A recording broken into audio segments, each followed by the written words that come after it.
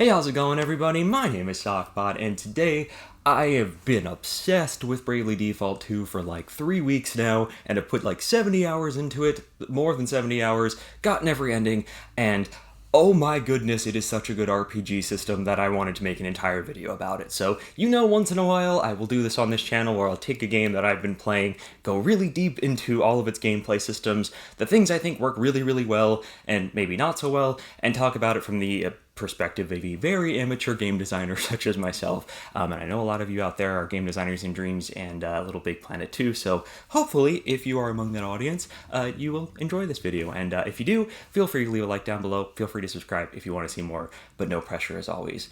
It's been a while since we've been in this set, hasn't it? I feel like I switched sets so much that I don't really have a basic set anymore, but welcome back, I guess. Now, like I said, Bravely Default 2 is the main topic of this video, but for the Bravely Default series in general, it's always interested me, honestly, since it launched with a fairy on the cover, because, y'all know how much we love fairies on this channel.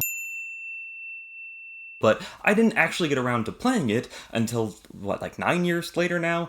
It's amazing how time flies and makes you feel old with video game releases, but needless to say, I picked up the second game, which isn't Bravely Second, it's Bravely Default 2, which is technically the third game, but all of them are able to be played alone like Final Fantasy, and clearly it's a marketing nightmare, but I have become absolutely obsessed with this game, despite my hatred for super long games, which honestly comes from years of undiagnosed ADHD, which I have been meaning to make a video on for a while because as someone with ADHD and a dark sense of humor, I like to say that if a game can hold my attention, that is really saying something.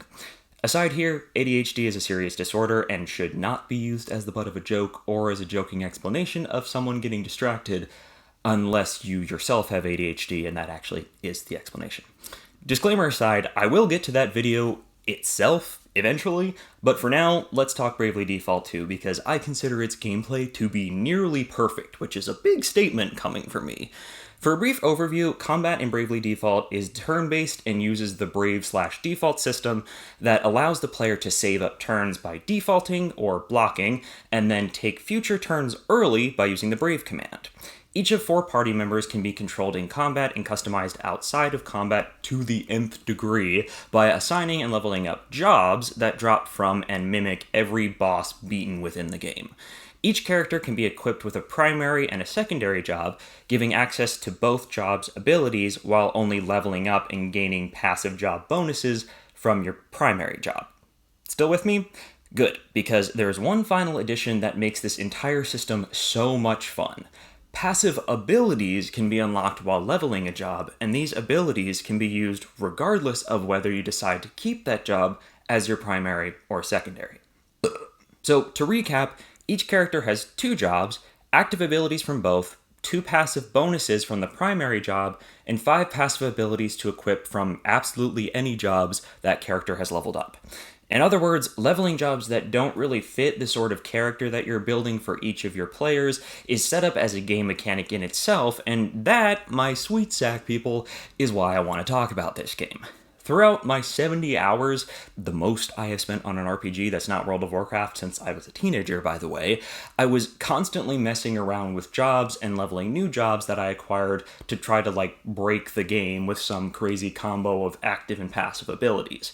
For example, an early build of my tank character, which was Seth, or I guess you can name him whatever you want, but I just left it as the default, he used the main class of Shield Master, which allowed me to step in and take hits for my party members.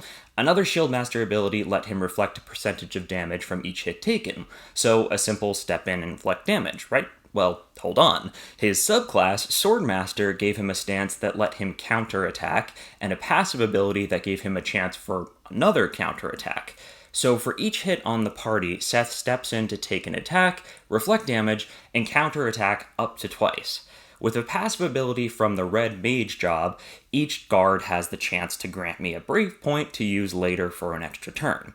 And with one more passive ability unlocked from Swordmaster and a Vanguard passive for good measure, I was blocking at least 4 attacks each turn for the entire party, and for each block hitting back between 2 and 4 times, and often starting the next turn with maximum Brave points, giving me 3 extra turns pretty much every turn. It might sound complicated, and the game definitely doesn't require quite that level of synergy to beat, but I was able to speed through most dungeons by finding combos like this. In other words, it became a fun part of the gameplay within itself. This did a great job at mixing things up between story development, travel, and battle, which meant I always had something to do if I wasn't in the mood for one or the other. But all of which felt like progress towards actually beating the game, which is quite a rarity when it comes to side activities in my experience, especially within RPGs. And as the game progressed, these potential combos became even more insane. For example, later in the game, I switched my tank up to be more tanky, and decided to turn my former monk character into my new swordsman.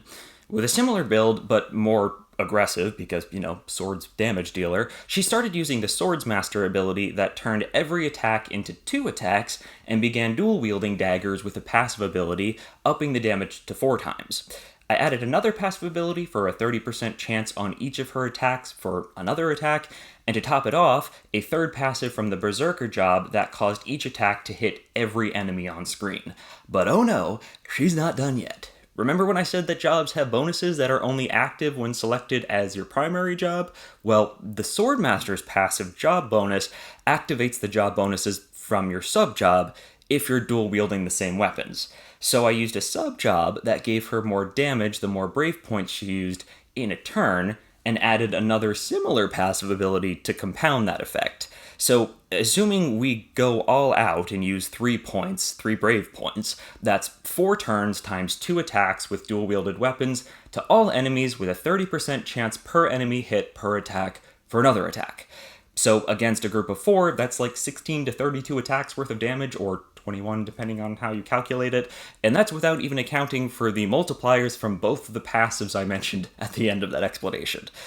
Okay, and one more passive that grants brave points on critical hits, just to make sure that she can do this every single turn for good measure.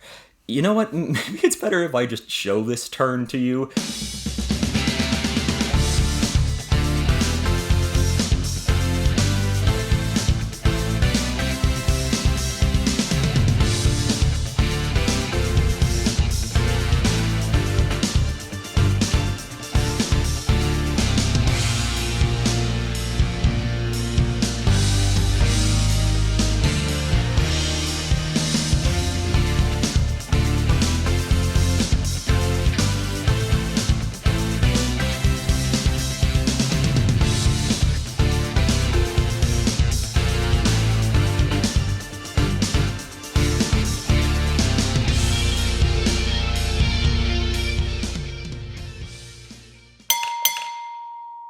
But I'm not saying that all of this is to brag. I am not good at this game by any means, and I've seen a lot of broken combos online since finishing it to prove that.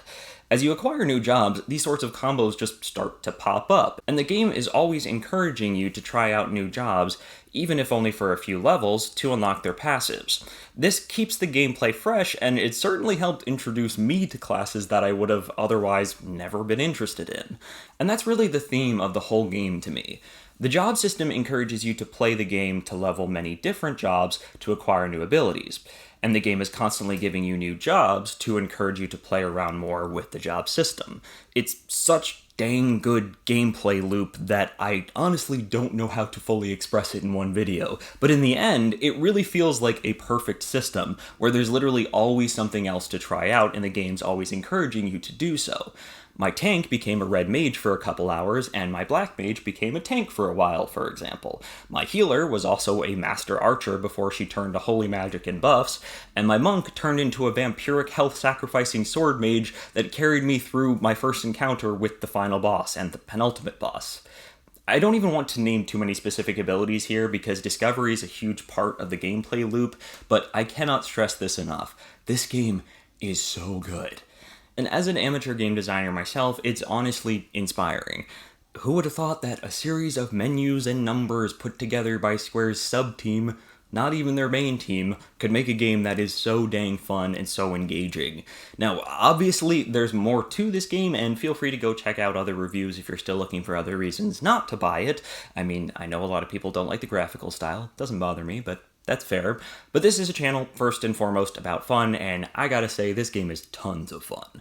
I didn't even mind playing for another 20 hours after I thought I beat the final boss. I mean, heck, I still have a lot left to play, and if Resident Evil hadn't just come out, you know that I would do a New Game Plus on this game. But for now, I hope you all enjoyed this video, if only to see me get really excited about what is essentially math in a video game. But regardless, if you did like it, feel free to subscribe if you want to see more. But most importantly, I hope you guys have a wonderful day, and I will talk to you in the next video, which will probably be more Dreams Are Little Big Planet centric, because after ranting about Bravely Default 2 for a while, well, I gotta spend a lot of time with Resident Evil 8 before I actually manage to finish it. Are people calling it Resident Evil 8? I feel like everyone's calling it Village, and this is the first Resident Evil, like, main series title with a subtitle, so it's kind of weird for me, but, yeah, that's aside. Alright, bye everybody. For reference, and I feel like I have to show this every time, but I do have a Resident Evil tattoo, and, if that explains why I have absolutely disappeared off the internet, except for Instagram. I'm always on Instagram because I have nothing else to do at, like 2 a.m. before I go to bed, but that's why I've been offline for a little bit. It's a love letter to Resident Evil 4 fans. And even if that is like one of the more popular ones of the series, that's still really exciting. Okay, bye for real this time.